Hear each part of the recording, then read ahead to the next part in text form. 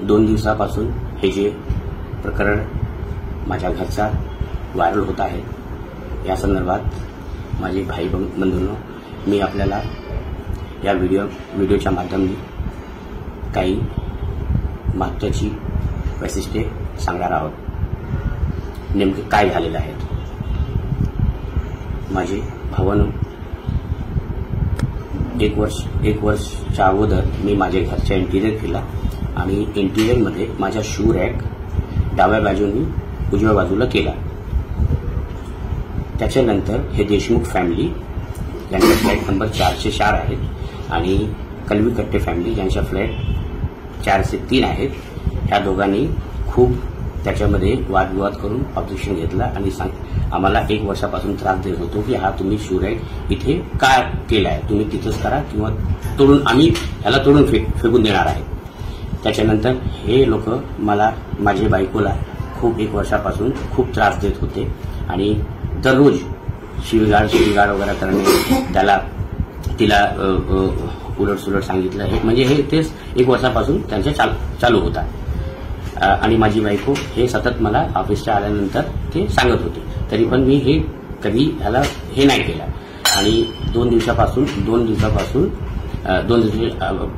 परवा काय झालं, संध्याकाळी माझी बायको धूपबत्ती ते लावून ते माझ्या दरवाजाच्या बाहेर ठेवला आणि कलवी कट्टे आंटी जे आहेत ते येऊन त्यांनी सांगितलं की हे तुम्ही धूपबत्ती दररोज इथे लावते आणि ह्याच्याने आम्हाला खूप त्रास होत आहे, हे तुम्ही आजपासून लावू नका, नाहीतर आम्ही तुम्हाला इथे राहू देणार नाही। आणि ते खूप माझ्या बायकोची शिवीगाळ सुरू केली। त्याच्यानंतर मी येऊन ते मॅटर हे करायला सुरुवात केली। त्याच्यानंतर देशमुख फॅमिली आली, हे धीरज देशमुख आणि त्याचे लहान भाऊ हे येऊन माझी बायकोला खूप गालीगलोच खूप हे करून ते सुरुवात केली आणि जोराजोराने दरवाजाला आपटू लागले आणि माझी बायकोचे केस त्यांनी खेचून तिला एक झापड पण दिला। आणि त्याच्यानंतर मी हे सोडायला प्रयत्न केला आणि त्यांनी मला पण खूप शिवीगाळ केली। आणि त्याच्यानंतर हे लोक असा हे विषय जे आहे हे दुसऱ्या बाजूनी करून हे व्हिडिओ व्हायरल करत आहेत। याच्या मागे जी व्हिडिओ व्हायरल होत आहेत त्याच्यामध्ये नुसतं झगडा जे चालू आहे तेच दिसत आहे, त्याच्या मागे नेमकं काय आहे ते कोणाला माहिती नाही। ते मी आज ह्या व्हिडिओच्या द्वारे मी आपल्याला सांगितलं आहे।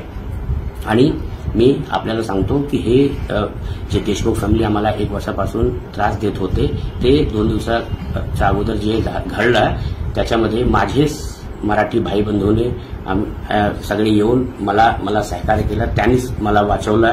आज हे आम्ही 5 पिढ्या इथे आहोत, महाराष्ट्रामध्ये आहेत आणि 100 वर्ष झाले आम्हाला। आणि परप्रांती कोण आहेत, आम्ही मराठी आहोत की नॉन मराठी आहोत हे आम्हाला कधीच माहिती नव्हता, कधीच कळलं नाही। ह्या लोकांनी हा विषय एवढा गाजला की हा परप्रांती आहेत, हे आहे। त्यांनी माझ्या बायकोची शिवीगाळ करताना त्यांनी हे पण सांगितलं की तुम्ही भैया लोक तिथून आले, इथून घाण करतात, आता मी तुम्हाला दाखवतो की आम्ही काय आहेत आणि तुम्हाला काय करणार।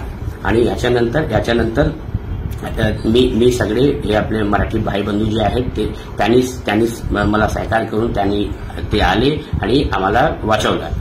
आणि मी आपल्याला हे सांगतो की आज 100 वर्ष झाले आम्हाला इथे राहायला। माझे कमीत कमी 80 ते 90% जेवढे माझे भाऊ बंधू मित्र आहेत सगळे मराठी भाई बंधू आहेत आणि मी पण मराठी आणि महाराष्ट्रीयच आहेत। इथे एवढा वर्ष झाला आहे, आम्हाला कधीच हे कळलं नाही की हे विषय काय आहेत। आपले राज्याचे महाराष्ट्र राज्याचे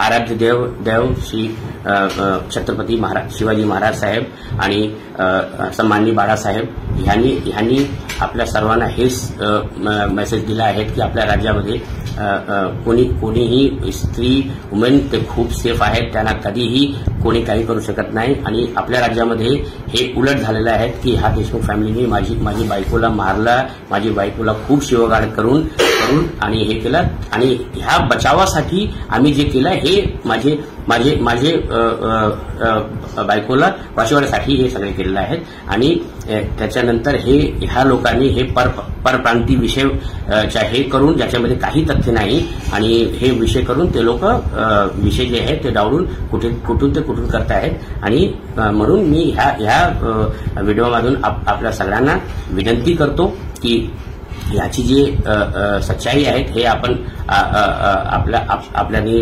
बघावं आणि सर्व माझे मराठी भाई बंधूंनी मी पण महाराष्ट्रीयन आहे आम्हाला सहकार्य करावे आणि याची दक्षता घ्यावी. जय हिंद, जय महाराष्ट्र.